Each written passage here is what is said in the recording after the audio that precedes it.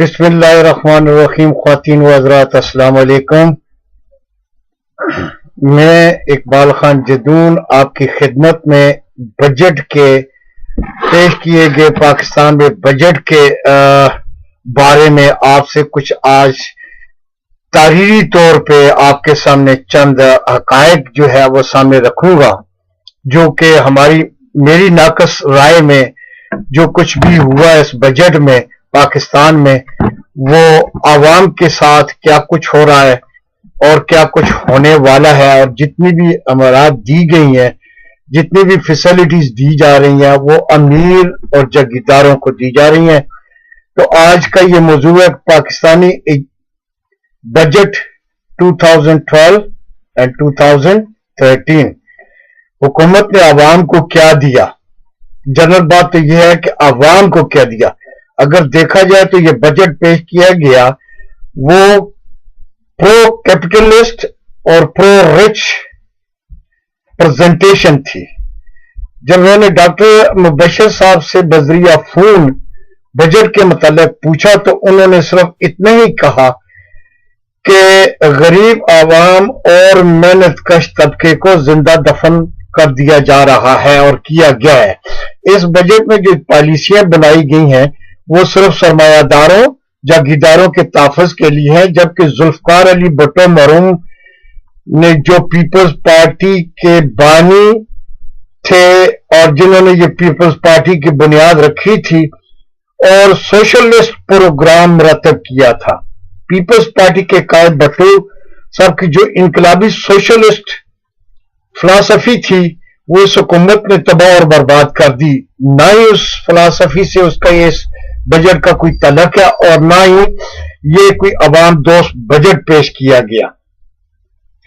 اس سے دور دور تک بھی اس کا کوئی تعلق نہیں. اس طرح کا ایسے ہی نظام مرتب کیا گیا جو سب کچھ امیر دولت مند جاگیرداروں سرمایہ داروں کو تحفظ دیا جا رہا ہے. ڈاکٹر مبشر حسن بھٹو صاحب کے دور میں وزیر خزانہ تھے اور 1973-74 کا جو انسانی دوست بجٹ بنایا گیا تھا وہ آج تاریخ کا حصہ ہے، اور یہ بجٹ بھی ڈاکٹر مبشر حسن صاحب نے بنایا تھا، جس میں 42% تعلیم و صحت کے لیے عوام کے لیے بجٹ کا حصہ رکھا گیا، جو آج دن تک نہ اس سے پہلے نہ اس کے بعد جو ہے وہ رکھا گیا. زراعتی ٹیکس کے بارے میں جو کچھ انہوں نے کہا وہ کچھ اس طرح سے ہے کہ 1974 میں تمام بڑے جاگیرداروں نے 96%، وہ کچھ اس طرح سے ہے کہ 96% 1974 میں 100 اور 100 ایکڑ سے زیادہ تمام زمینوں کو بینک میں ان جاگیرداروں نے گروی رکھ کر بینکوں سے قرضہ لے کر انڈسٹری اور کارخانے لگا لیے. ان کے خیال میں اگر بھٹو صاحب کی حکومت لینڈ یعنی زمین لینے کی خواہش ہو یا اس میں قانون میں آ جائے تو ان کو جو ہے وہ فرق نہ پڑے، اس لیے کہ انہوں نے بینک سے لون لیا ہے. انہوں نے جب کارخانے لگائے تو اس کا جتنا بھی منافع آیا وہ ڈائریکٹ بیرونی ممالک کے بینکوں میں جمع ہوتا رہا. اس طرح ملکی سرمایہ بیرونی ممالکوں میں منتقل ہوتا رہا ہے، جس کا نتیجہ آج آپ کے سامنے ہے. اس وقت ملکی سرمایہ بیرونی ممالکوں کے بینکوں میں $97 billion not a million billion dollar جو ہے وہ موجود ہے. اس میں چھوٹے زمینداروں کی، اس میں سیاستدان، بیوروکریٹس، ٹیکنوکریٹس اور بیوروکریسی اور فوجی جرنیل شامل ہیں، اور زیادہ تر آج کے حکمران جو وزیرداری گروپ ہے وہ جو قابض ہے حکومت کے اوپر، اس کا سب سے زیادہ سرمایہ جو ہے وہ بیرون ملک بینکوں میں اور جائیداد کی صورت میں موجود ہے جو ملک سے لوٹا گیا. اب چھوٹے زمینداروں کی زمینوں کی خستہ حالی کا اگر ذکر کیا جائے یا ان کے ٹیکس کے بارے میں بتایا جائے تو مزید قرضہ لگایا جائے تو مزید نقصان ہونے کا اندیشہ ہے. جب تک میں یہ نہیں کہتا کہ نہیں لگانا چاہیے، لیکن جب تک فیڈرلزم کو ختم کر کے زمینیں انقلابی طور پہ تقسیم نہیں کی جاتی، حالات جو کہ تو رہیں گے، نہ زمین کے زمینداروں پر ٹیکس لگانے سے کوئی فائدہ ملے گا اور نہ ہی اس مسئلے کا حل نکلے گا۔ دوسرا بڑا مسئلہ یہ کہ ٹیکس کا جس اکنامکس ماڈل پر ہم چل رہے ہیں، یہ تھوڑا سا مشکل تو ضرور ہے، لیکن ایک آدمی کو سمجھنے کے لیے اس کی تشریح بھی بہت ضروری ہے۔ یہ سمجھ لانا چاہیے کہ ایک لیبرلائزیشن ہے اور ایک ڈی ریگولیشن ہے اور ایک ریسٹرکچرنگ ہے۔ یہ تین ایسی چیزیں ہیں جس کے اوپر بیرون ممالک سے قرضہ حاصل کیا جاتا ہے یا ان کے لیے انویسٹمنٹ کی جاتی ہے ملک میں۔ لیبرلائزیشن کا مطلب یہ ہوتا ہے کہ باہر سے جس آدمی نے سرمایہ لگایا، مثال کے طور پہ $5 بلین، $5 ارب، تو اس کی یہ کوشش ہوگی کہ وہ چند سالوں میں لوٹ کر 3 میں سے یا 10 سالوں میں کے اندر اس کا 40% زیادہ، یعنی اگر $5 بلین لگایا تو انہوں نے $40-45 بلین جو ہے اس کا منافع کما کے لے گئے۔ اور اسی طرح سے جو کارخانے تھے وہ انہوں نے بینک کرپسی داخل کرا دی، کارخانوں کی حالت تباہ ہو گئی، ان سے دنیا چونیاں، یعنی ان سے 100% بلکہ 200% سے زیادہ منافع کما کے انہوں نے بیرون ممالک میں یہ اپنی دولت جمع کر لی، اور جو کارخانے تھے ان کا انہوں نے بینک کرپسی داخل کرا دی، اور اسی طرح سے وہ بینک جو کارخانے آج اسی طرح ختم ہو چکے ہیں، بند پڑے ہیں، اور یہ سرمایہ اپنا لے کر باہر چلے گئے۔ آج دیکھا جائے تو کم از کم میرے علم میں جو ہے وہ 31-32 سرمایہ دار انڈسٹریلسٹ میں جو لوگ تھے وہ ڈھاکہ میں اپنی انڈسٹریاں لگا چکے ہیں، اس ملک سے سرمایہ باہر چکا ہے۔ اس کی وجہ یہ ہے کہ بھاری ٹیکس، لوٹ مار، قبضہ مافیا، اور وہ جو ہوتے ہیں لوٹنے والے، پرچیاں بیچنے والے، جو دہشت گرد ہیں اور جن کی سربراہی حکمران کر رہے ہیں زیادہ تر آج کل، ان کی وجہ سے تنگ آ کر وہ اپنا سرمایہ آہستہ آہستہ باہر منتقل کر چکے ہیں، اور دوسرے ممالک میں کچھ سعودی عرب میں بھی ہیں، اور اس میں سے میاں صاحب کے بھی کچھ کارخانے سعودی عرب میں ہیں، اسی طرح سے دوسروں کے بھی ہیں، کیونکہ کارخانہ دار، سرمایہ دار یہی چاہے گا کہ میرا سرمایہ جو ہے وہ مضبوط رہے، خطرے سے پاک رہے، ایسے ممالک میں انویسٹمنٹ کی جائے جہاں پہ کسی قسم کا خطرہ نہ ہو۔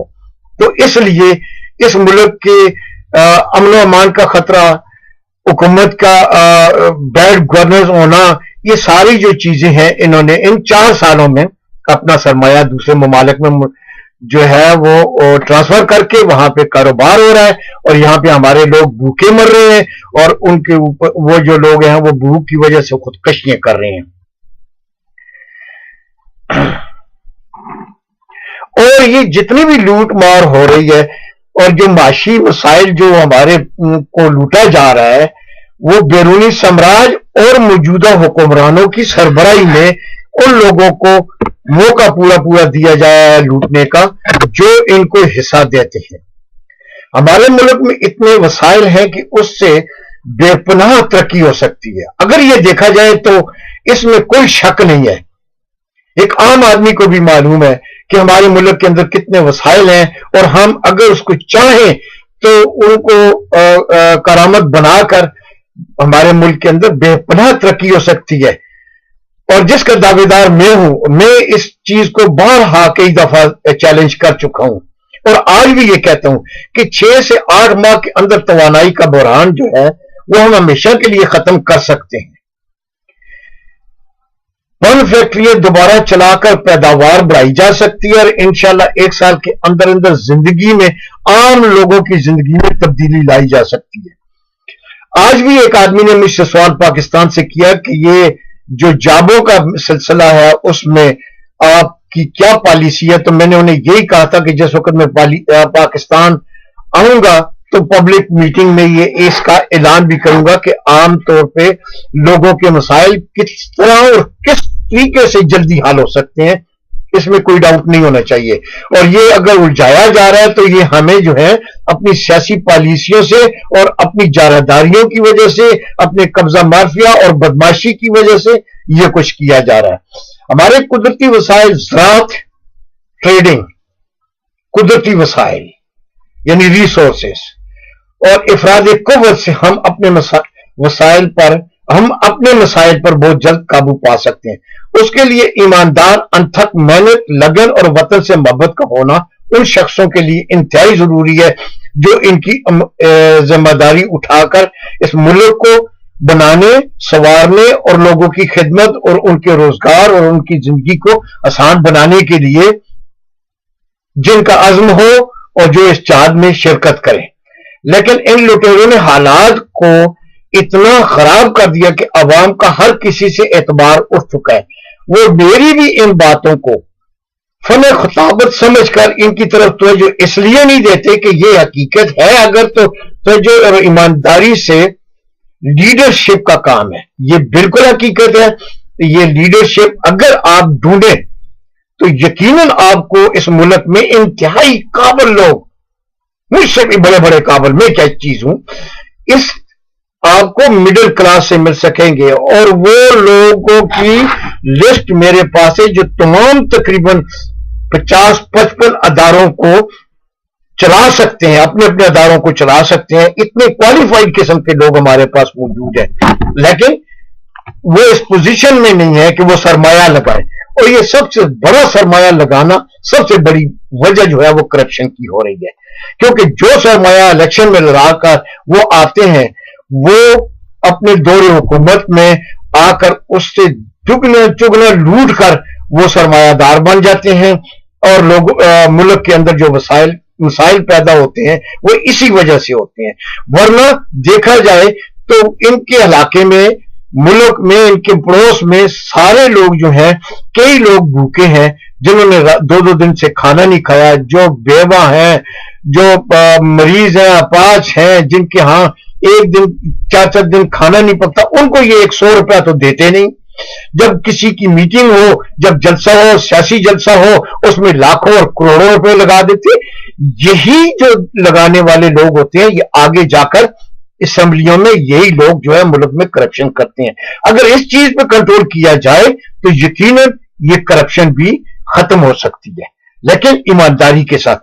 کم از کم سرمایہ دار، کارخانے دار، جاگیردار اس سلسلے میں یہ نہیں کرے گا، کیونکہ وہ پہلے پیسے لگاتے ہیں اور اس کے بعد جو ہے وہ پیسے لوٹتے ہیں. اور وہ پیسے جو ہے وہ بے ایمانی کر کے، ہر طرف سے بلیک کر کے، ذخیرہ اندوزی کر کے وہ لوگ جو ہیں پیسے بناتے ہیں، اور جس سے عوام کے لیے مشکلات پیدا ہوتی ہے. ہمارا ملک دنیا کی اگر دیکھا جائے، اگر ایسے لیڈر سامنے ہیں جو ہیں، میں کہتا ہوں ہیں، انشاءاللہ تعالیٰ ایسے ہیں، وہ حقیقت میں لا کر دنیا میں ایک بہترین صفحے اول کا ترقی یافتہ ملک یہ پاکستان ہو سکتا ہے، اور بڑی قلیل عرصہ میں ہو سکتا ہے. لیکن اس بدقسمتی کو کہاں لے جائیں جہاں پر لوگ ملک سے زیادہ سیاسی پارٹیوں کے وفادار ہیں، اور وہ لیڈر حکمران جو صوبائی تعصب، ایک دوسرے کو نیچا دکھانے، ملک میں بدامنی، لا اینڈ آرڈر کا سچویشن کو پیدا کرنا، اقتدار پہ قابض رہنا اور تمام ملکی وسائل کو لوٹ کر باہر بھیجنا اور اس کے اوپر عیاشیاں کرنا. 5-6 آدمی کے ڈیلیگیٹس جانے کی بجائے 200-300 ڈیلیگیٹس حکومت کے خرچے پہ، اور ان لوگوں کا پیسے خرچ کرتے ہیں جو ٹیکس دے رہے ہیں، جن کو ریلیف تو نہیں دیتے لیکن خود عیاشی والے ملکوں میں جا کر کرتے ہیں. جیسے حال ہی میں ہمارے جو کرمنل وزیر اعظم ہیں، سابقہ وزیر اعظم ہے، وہ جو اس پہ قابض ہیں، وہ 100-200 آدمی کا لے کر ڈیلیگیٹس جاتے ہیں اور عیاشیاں کرتے ہیں لوگوں کے پیسوں کے اوپر. تو اس طرح سے اور جو نئے آنے والے لوگ ہیں وہ اس پر تو ہو رہے ہیں کہ کسی طرح سے ہم قابض ہو جائیں, ہم قابض ہو کر اس ملک کے اوپر حکمران بنیں, اور جو ہمارے پاس کچھ کم ہے ان سے ہم ان سے زیادہ بنائیں. اگر یہ دیکھا جائے کہ اس وقت جتنی بھی پارٹیاں ہیں وہ تمام پارٹیاں جو ہیں وہ اس ملک کے لیے وہ نہیں ہے, وہ اس ملک کے لیے جو ہے وہ خیر خواہ نہیں ہے. اس سے پہلے بھی چانس آ چکا ہے ان کا, جو کچھ ان کے کر کے دکھایا ہے وہ آپ کے سامنے ہے, ہر آدمی جانتا ہے. ہمارے حکمران اتنے نالائق ہیں کہ باہر سے ڈائریکشن لیے بغیر سلطنت کا نظام تو چلا ہی نہیں سکتے, اور نہ ہی انہیں چلانا آتا ہے. یہ بحث گورنر کیوں ہوتی ہے, یہ کرپشنیں کیوں ہوتی ہیں؟ آج اگر آپ کراچی کی مثال لے لیں, صرف کراچی کی مثال لے لیں, تو وہاں پہ جناب والا وہاں پہ جو مسلسل ٹارگٹ کلنگ ہو رہی ہے, بڑے بڑے وہاں پہ جا کر نامی گرامی سیاستدان اور صدر بیٹھے ہوئے ہیں, لیکن ٹارگٹ کلنگ کیوں نہیں ہوتی؟ اس کی وجہ یہ ہے کہ اس میں سیاستدان, پارٹیوں کے لوگ اور ایم کیو ایم, اے این پی اور تمام دوسرے گروپ شامل ہیں. ایک دوسرے کے جو لہری میں جو ہوا تھا اس کا یہ سارا ری ایکشن سامنے آ رہا ہے. اور جب تک یعنی کہ قانون وہاں پہ قانون کی بالادستی نہیں ہوگی, کسی کو رعایت نہیں دی جائے گی, اس وقت تک یہ مسئلہ حل نہیں ہو سکتا.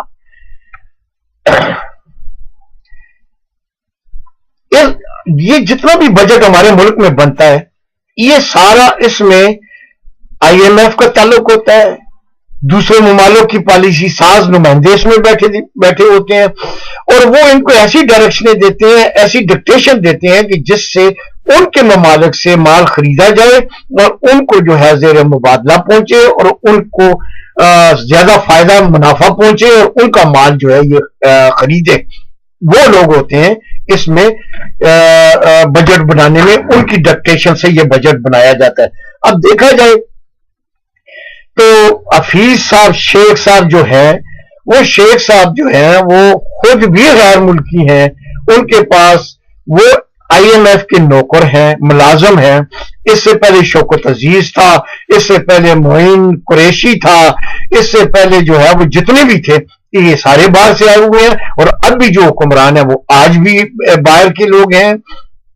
صرف زرداری صاحب کو دیکھ لیں کہ یہ ان کی جائیداد دبئی میں ہے, فرانس میں ہے, لندن میں ہے, امریکہ میں ہے, آسٹریلیا میں فارم ہے.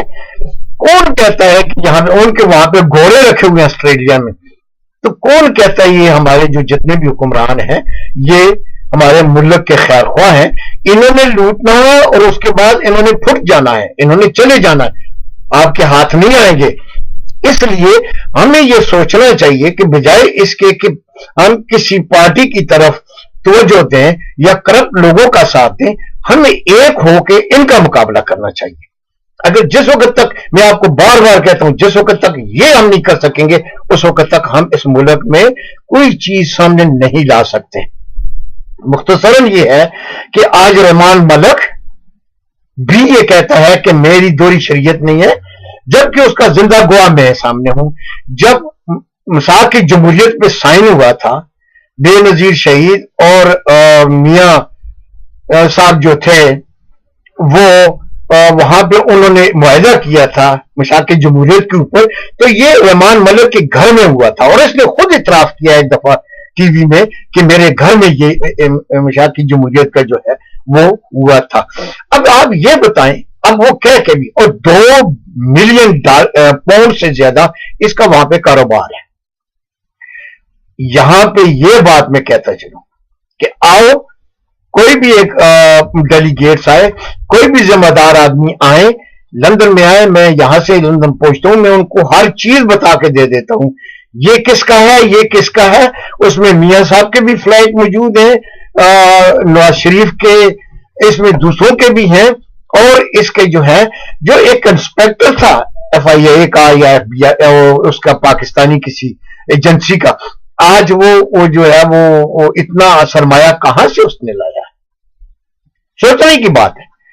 ہمیں مت دیکھا جائے, ہم کسی کے خلاف نہیں ہیں, ہم آج بھی پاکستانی ہیں, शुरू से ही पैदाइशी पाकिस्तानी हैं, पाकिस्तानी रहेंगे, चाहे बैरूनी मुल्क में रहे, अपने मुल्क के गम का उसको लूटते हुए नहीं देख सकेंगे, उसके लिए आवाज उठाते रहेंगे और लोगों को हाथ जोड़कर वास्ता देकर ये समझाते रहेंगे कि ये लोग पाकिस्तान के हामी नहीं है। ये पाकिस्तान टूटे या ना टूटे इन्हें क्या है, ये तो बैरूनी मुल्क में की अपनी जायदादें हैं, होंगे तो हम होंगे। लेकिन मैंने आपको ये अर्ज करूं कि मैंने ये तय किया हुआ है कि एक शायर के इस शेर से मैं आपको इतना बताता चलूं कि अगर कुछ ना बन सका तो डुबो दूंगा सफीना, अगर कुछ ना बन सका तो डुबो दूंगा सफीना, साहिल की कसम मिन्नत तूफान ना करूंगा। याद रखें, इस पाकिस्तान के लिए किसी भी तूफान के आगे मिन्नत नहीं करूंगा, किसी भी ताकत के आगे झुकूंगा नहीं। इस पाकिस्तान के खातिर जो कुछ भी बड़ी से बड़ी कुर्बानी भी हुई वो देने के लिए हम तैयार हैं, इंशाल्लाह देते रहेंगे। बाकी लोग बहुत सारे हैं, मैं सुनता रहता हूं यहाँ प्रोग्राम में, अखबारों में, टीवीओ में, वो कहते हैं कि लीडर कहां से लाए। अरे भाई, आप मुतहद हो जाएं तो आपके हर घर से खुमैनी निकलेगा। मैंने पहले भी उस दिन एक नज़म यहां पे पढ़ के सुनाई थी कि ये कितने भूखे मारेंगे, हर घर से भूखा निकलेगा, हर घर से भूखा निकलेगा, ये कितने भूखे मार के देखेंगे। इसलिए आप मुतहद हो जाएंगे, हर घर से ख्यामी जो है वो खमीनी हर घर से निकलेगा और उस मुल्क से भी ज्यादा इस मुल्क को बेहतर तरीके से बनाएगा, क्योंकि हमारे पास जितने वसाइल हैं उतने वसाइल किसी के पास नहीं है।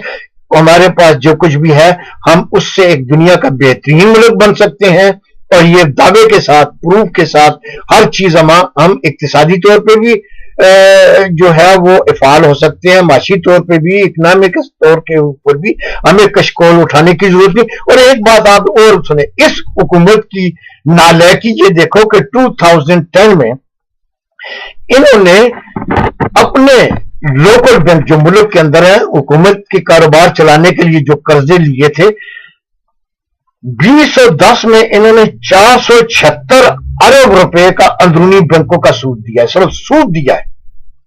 यह बात रिकॉर्ड के ऊपर है और ये तमाम रिकॉर्ड में हासिल करता हूं उन अदारों से जिनको ये अदायगी होती हैं।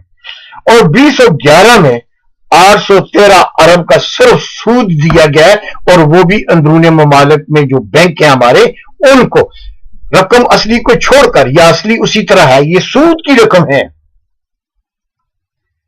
और अगर IMF को कितना दिया गया, हफीज साहब कहते हैं जी कि हमने तो उनको एक किस्त अदा कर दी।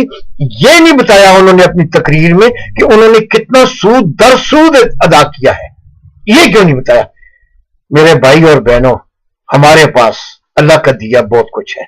आज इसीलिए बैरूनी ताकतें बलूचिस्तान, सिंध और इन इलाकों में हमें जो है वो अलग-अलग स्टेटें बनाने के लिए जो है वो कोशिश तको-दो में लगी हुई है, इसलिए कि हमें किसी न किसी तरीके से सर उठाने की जगह ना दी जाए, मोहलत ही ना दी जाए, ताकि वो अपना काम करते रहें।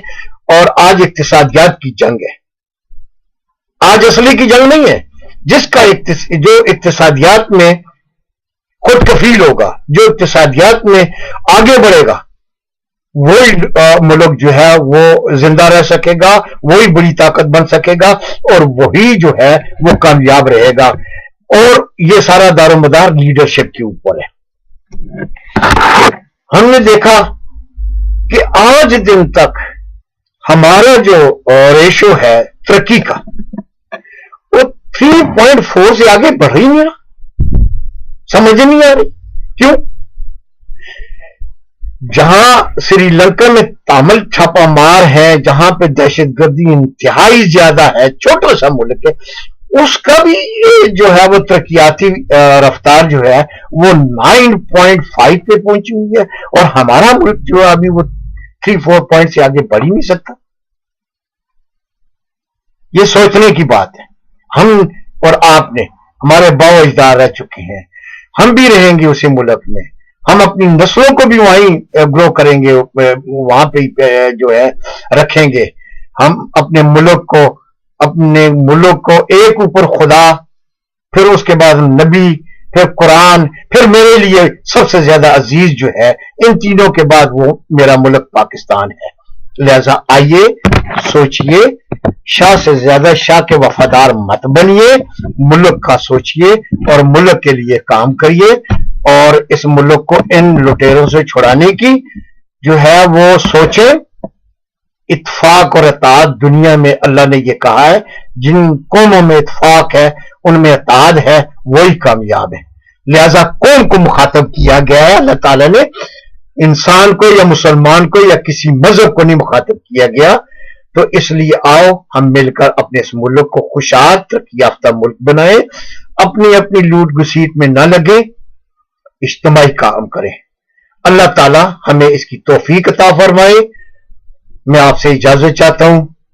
السلام علیکم ورحمۃ اللہ وبرکاتہ۔